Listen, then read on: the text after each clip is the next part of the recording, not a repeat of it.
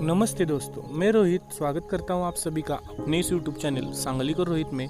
और आज हम भेंट देने जा रहे हैं सातारा जिले के तळबीड गांव के श्री हंबीरराव मोहिते जी समाधि को। इस समाधि को भेंट देंगे और इनके बारे में थोड़ा इतिहास भी आज हम जान लेंगे, तो वीडियो पूरा देखिएगा।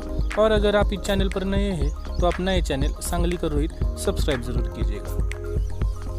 यह समाधि कराड़ सातारा हाईवे पर कराड़ से सातारा जाते वक्त हमें लेफ्ट साइड में 13 किलोमीटर अंतर पर एक तळबीड गांव लगता है, उस गांव में है।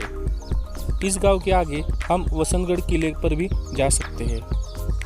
तो वसंतगढ़ किला और ये तळबीड की हंबीरराव मोहिते जी की समाधि हम एक ही दिन में ये 2 पॉइंट कर सकते हैं। हाईवे से नीचे आने के बाद हमें तळबीड गांव में एक हंबीरराव जी मोहिते नाम की बड़ी सी कमान लगती है। इस कमान से अंदर जाने के बाद 1 किलोमीटर आगे तळबीड गांव में मेन चौक में ही उनकी समाधि है। गांव वालों ने, उनके वंशजों ने और सरकार ने मिलकर इस समाधि का बहुत ही अच्छे से ख्याल रखा है। यहाँ पे अंदर एक छोटा बगीचा भी है। हंबीरराव मोहिते जी के पिता शहाजी राजे के सैन्य में एक बड़े सरदार थे। हंबीरराव मोहिते जी का जन्म पहले से ही पराक्रमी और बड़े घराने में हुआ था। और एक बड़ी बात यह थी कि उनकी बहन सोयरा जी का विवाह छत्रपति शिवाजी महाराज के साथ ही हुआ था। और आगे चलकर छत्रपति शिवाजी महाराज के दूसरे पुत्र राजाराम महाराज जी, उनका विवाह हंबीरराव मोहिते जी की बेटी ताराऊ से हुआ था। यानी कि हंबीरराव मोहिते जी के घर का और छत्रपति शिवाजी महाराज जी के घर का बहुत ही नज़दीकी रिश्ता था।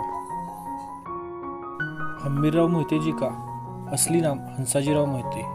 छत्रपति शिवाजी महाराज ने जब स्वराज्य के सेनापति प्रतापराव गुजर जाने के बाद हंसाजीराव मोहिते का शौर्य, पराक्रम, उनकी निष्ठा और गनिमी कावा करने की कला, ये सारे गुण देखकर उन्हें हंबीरराव यह किताब देकर उन्हें स्वराज्य का सरसेनापति बनाया था।